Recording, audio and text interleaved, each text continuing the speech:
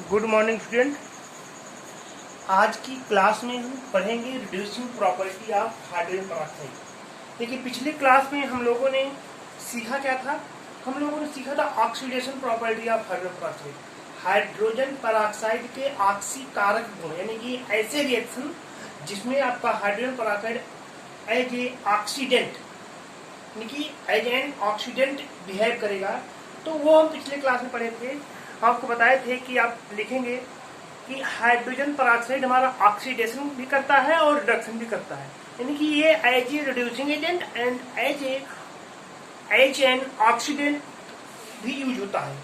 तो ऐसे में आज हम हाइड्रोजन पेरोक्साइड के रिड्यूसिंग प्रॉपर्टीज जो हैं, यानी कि इसके जो अपचायक गुण हैं उनके बारे में चर्चा करेंगे। अपचायक गुण क्या होता है, यानी कि जब ऑक्सीजन को ये रिमूव करवा दे, यानी किसी कंपाउंड से ऑक्सीजन को जब रिमूव करवाएगा तो ऐसी जो प्रॉपर्टी होंगी, जैसे आप जानते हैं कि ऑक्सीजन को रिमूव करना ही रिडक्शन होता है। यहाँ पर ये ऑक्सीजन रिमूव करवा रहा है, करवा रहा है। तो यानी कि अगर इससे ये किसी दूसरे कंपाउंड से ऑक्सीजन को रिमूव करने में हेल्प कर रहा है, तो यहाँ पे बोलेंगे कि ये as a reducing agent behave कर रहा है। तो रिड्यूसिंग एजेंट के रूप में जब बिहेव करता है तो कौन सी रिएक्शन होती है। देखिए, किसी भी मीडियम में हम इसकी बात करें तो देखिए, ये है H2O2। आपको जो बताया था, 3 ऑक्सीडेशन स्टेट होती है इसकी। एक होता है -1, एक होता है -2 और एक होता है 0। किसकी? ऑक्सीजन की यहाँ पर 3 ऑक्सीडेशन स्टेट, -1, -2 एंड 0। यहाँ पर आज हम जो रिएक्शन पढ़ने जा रहे हैं उन सब में हाइड्रोजन पेरोक्साइड का ऑक्सीडेशन नंबर, हाइड्रोजन पेरोक्साइड की ऑक्सीकरण संख्या घटेगी नहीं, बढ़ेगी। -1 से 0 होने मतलब कि ऑक्सीडेशन नंबर इंक्रीज कर रहा है। तो ऑक्सीडेशन नंबर जब इंक्रीज करता है, इंक्रीजिंग ऑक्सीडेशन नंबर के इंक्रीज होने को ऑक्सीकरण कहते हैं। तो ये जो रिएक्शन होगी इसमें जो है, यानी कि हाइड्रोजन पेरोक्साइड का ऑक्सीडेशन हो रहा है। ध्यान समझिएगा, हाइड्रोजन पेरोक्साइड का ऑक्सीडेशन होगा, लेकिन वो बिहेव करेगा एज ए रिड्यूसिंग एजेंट, यानी कि जिस पदार्थ का ऑक्सीकरण होता है उसे अपचायक कहते हैं। ध्यान से सुन लीजिए। जैसे यहाँ पर लिखा हाइड्रोजन पेरोक्साइड का ऑक्सीडेशन हो रहा है, और जिसका ऑक्सीडेशन होता है उसे कहते हैं रिड्यूसिंग एजेंट। उसे कहेंगे रिड्यूसिंग एजेंट, यानी कि जिस पदार्थ का ऑक्सीकरण होता है वो अपचायक कहलाता है। जिस पदार्थ का ऑक्सीकरण होता है वो अपचायक कहलाता है। तो यहाँ पर हाइड्रोजन पेरोक्साइड का ऑक्सीडेशन हो रहा है, इसका ऑक्सीकरण हो रहा है, तो यहाँ पर ये अपचायक के रूप में व्यवहार करेगा। जस्ट अपोजिट होता है, जिसका ऑक्सीकरण होता है उसका गुण अपचायक होता है, और जिसका अपचयन होता है उसका गुण ऑक्सीकारक होता है। यहाँ पर हम देख रहे हैं H2O2, यहाँ पर ऑक्सीजन की ऑक्सीडेशन स्टेट -1, और यहाँ पर ये जो लिखा गया है इसकी ऑक्सीडेशन स्टेट, ऑक्सीकरण संख्या 0 है। तो -1 से कन्वर्ट हो रहा है 0 में, -1 से 0 में कन्वर्ट हो रहा है। इसका मतलब ऑक्सीकरण संख्या बढ़ रहा है, इसका मतलब इसका ऑक्सीडेशन हो रहा है और ये as a reducing agent behave कर रहा है। फिर देखते हैं कि कौन कौन से मुख्य रिड्यूसिंग प्रॉपर्टी इसमें पाई जाती है, उन्हीं की आज हम चर्चा करेंगे। तो सबसे पहला रिएक्शन देखिए, बहुत ध्यान से देखिए।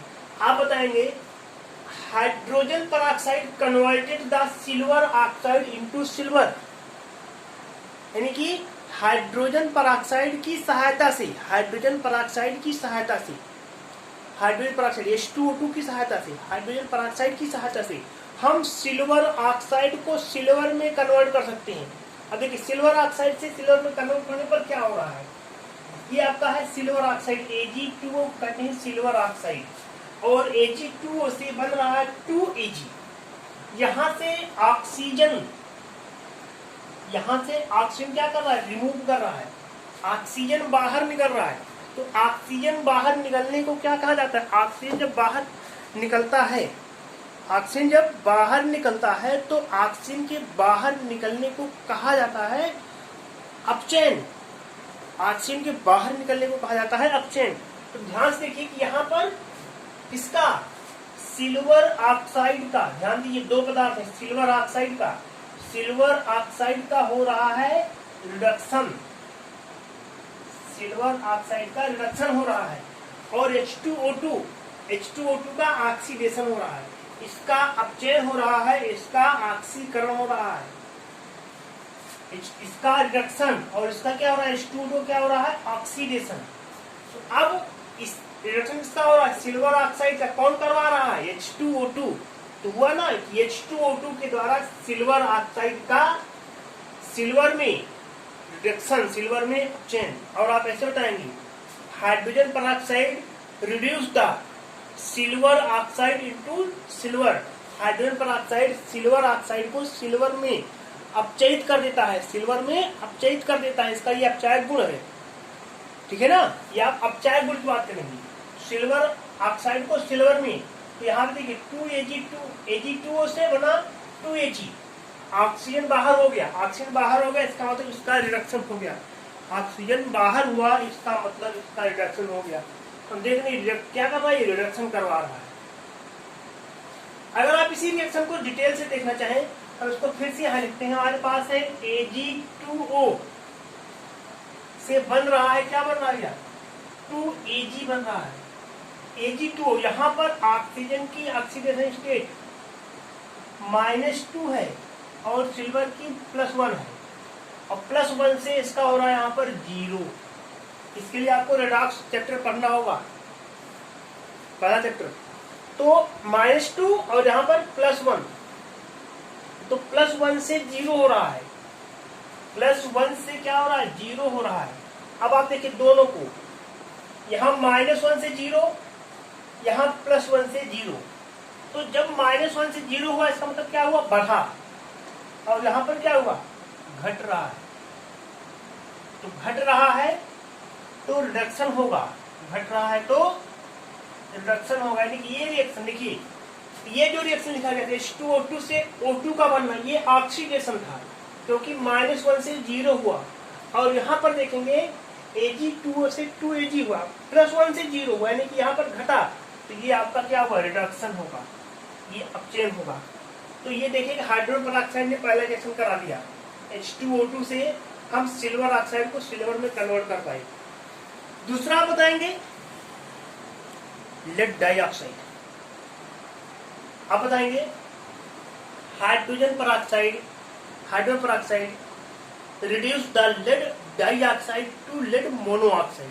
यानी कि हम हाइड्रोजन पेरोक्साइड की सहायता से लेड डाइऑक्साइड को लेड मोनोऑक्साइड में अपचयित कर सकते हैं। कैसे सुन लीजिए, आप बताएंगे कि हम हाइड्रोजन पेरोक्साइड की सहायता से लेड डाइऑक्साइड को लेड मोनोऑक्साइड में अपचयित कर सकते हैं।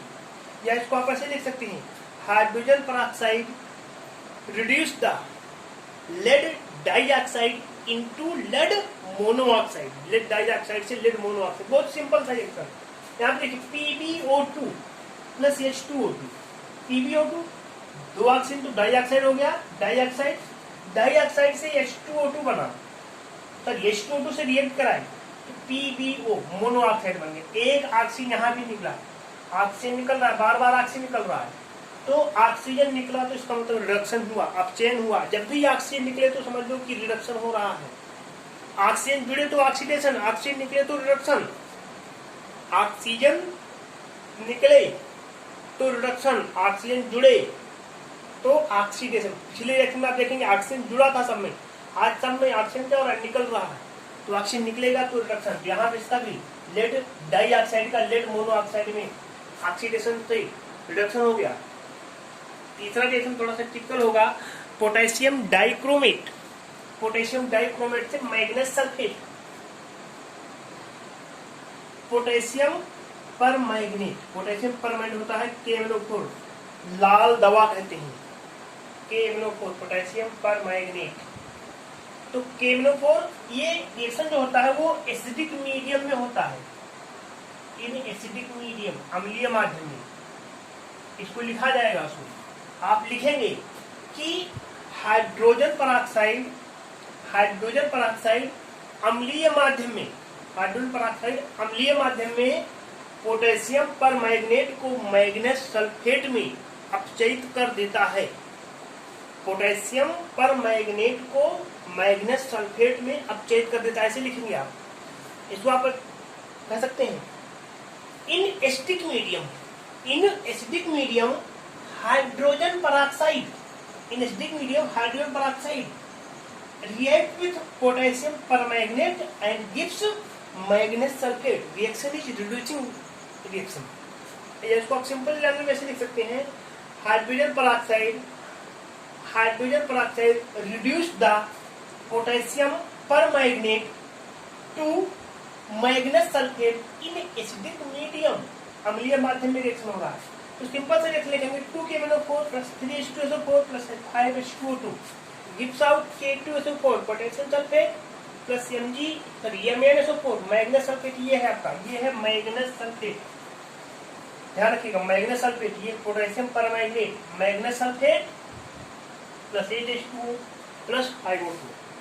नेक्स्ट बहुत ही सिंपल रिएक्शन, ओजोन को ऑक्सीजन में बदल देता है। इसके पहले जो रिएक्शन था कि ऑक्सीजन को ओजोन में नहीं बदलता है, यहाँ पर ओजोन को ऑक्सीजन में बदलेगा। कैसे बदलेगा रिएक्शन देखिए, सिंपल है। ओजोन होता है O3 वाला लिक्विड, O3 से O3 हुआ, O3 plus H2O2 hydrogen peroxide. Reaction balance में यहाँ पे 2H2 लिखेंगे, तो O3 था, O3 से H2O2 से क्रिया कराई, H2O बाहर हो गया प्लस O2, यहाँ भी ऑक्सीजन निकला। तो इस सारे रिएक्शन में ऑक्सीजन निकल रहा है, ऑक्सीजन बाहर हो रहा है, इसका मतलब क्या हो रहा है, बार बार लिख रहे हैं, रिडक्शन हो रहा है, अपचयन हो रहा है। ये अपचयन एनसीईआरटी बुक में इसी को उपचयन कहा गया है, उपापचय उपचयन कहा गया है, उससे कंफ्यूज नहीं होंगे। अपचयन है ऑक्सीकरण में अगला उपचयन लिखा गया है, तो उससे कंफ्यूज नहीं होना आपको। ये सिंपल रिएक्शन हो गया। अगला आपका है फॉर्मेशन ऑफ, बहुत ही इंपॉर्टेंट रिएक्शन है ये, important reaction, formation of chromium diperchromate. तितली बनाना है इनको, तितली जैसा स्ट्रक्चर आएगा अभी वो किसका, क्रोमियम डाइपरक्रोमेट। अब बताएंगे हाइड्रोजन पराक्साइड अम्लीय माध्यम में, हाइड्रोजन पराक्साइड अम्लीय माध्यम में पोटेशियम डाइक्रोमेट से क्रिया करके, पोटेशियम डाइक्रोमेट से क्रिया करके पोटेशियम डाइक्रोमेट ये होता है आपका K2Cr2O7, K2Cr2O7 होता है, K2Cr2O7। हाँ, तो हम आपसे कह रहे थे कि आप बताएंगे कि हाइड्रोजन पराक्साइड अम्लीय माध्यम में पोटेशियम डाइक्रोमेट से क्रिया करके क्रोमियम डाइपरक्रोमेट क्रोमियम डाइपरऑक्साइड बनाता है। फिर से सुन लीजिए, हाइड्रोजन पराक्साइड अम्लीय माध्यम में पोटेशियम डाइक्रोमेट से क्रिया करके क्रोमियम डाइपरऑक्साइड बनाता है। या इसको आप इंग्लिश में लिखना हो तो ऐसे लिख सकते हैं, hydrogen peroxide react with potassium dichromate, बार बार बोले potassium dichromate, react with potassium dichromate in acidic medium and form chromium diperoxide CrO5, Cr chromium, Cr नहीं Cr। तो अब देखिए ये है आपका K2Cr2O7, K2Cr2O7 सिंपल ऐसे लिखेंगे, दो स्टेप में लिखेंगे तो थोड़ा सा लिखना इजी हो जाए। तो K2Cr2O7 plus H2SO4 gives out H2Cl2। Simple, यहाँ से इसको यहाँ लाओ, इसको यहाँ ले जाओ, K2 यहाँ गया तो K2SO4, H2 यहाँ आया तो हो गया H2Cl2O7।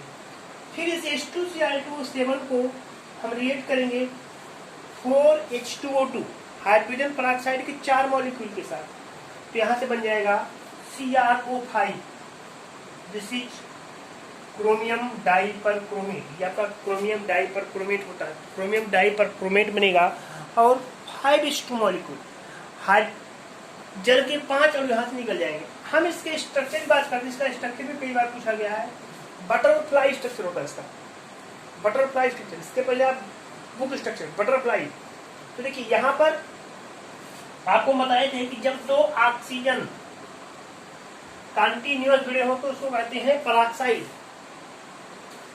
दो ऑक्सीजन कंटिन्यूअस जुड़े हो तो कहा जाता है पराक्साइड। अब यहाँ पे आप देखेंगे तो यहाँ पे एक इधर दो, एक क्रोमियम और 5 ऑक्सीजन है, तो 1 2 3 4, तो 4 ऑक्सीजन इस फॉर्म में जुड़े हैं, ऑक्सीजन ऑक्सीजन, फिर दोनों क्रोमियम से जुड़े, इधर भी दोनों क्रोमियम से जुड़े, तो इसलिए सब यहाँ पर आया है क्या, डाई पराक्साइड। एक होता तो एक, नहीं तो यहाँ पे आ गया डाई पराक्साइड। और क्या किससे जुड़े, क्रोमियम से, तो इसका नाम हो जाता है क्रोमियम डाई पराक्साइड। ये ब्लू कलर का एक सब्सटेंस होता है, नीले कलर का एक पदार्थ होता है जो कि ईथर में, ईथर ऑर्गेनिक सॉल्वेंट है। ईथर क्या होता है आपका, ether organic solvent, organic solvent होता है ईथर। तो ये ईथर में सॉल्युबल होता है, ईथर में घुल जाता है। तो विशेष रूप से हाइड्रोजन पेरोक्साइड के बारे में इतना ही पढ़ना था आपको। एक और टॉपिक हाइड्रोजन पेरोक्साइड का सांद्रण, जो कि स्ट्रक्चर के साथ है, उसकी चर्चा हम अगले क्लास में करेंगे। लेकिन मेथड ऑफ प्रिपरेशन और फिजिकल और केमिकल प्रॉपर्टीज, इसके यूजेज, इन सबका कंप्लीट वीडियो, कंप्लीट क्लास हम चला चुके हैं। नेक्स्ट क्लास में हम बात करेंगे सांद्रण, यानी कि concentration of hydrogen peroxide with figure के साथ में। तो आज के लिए इतना ही, धन्यवाद।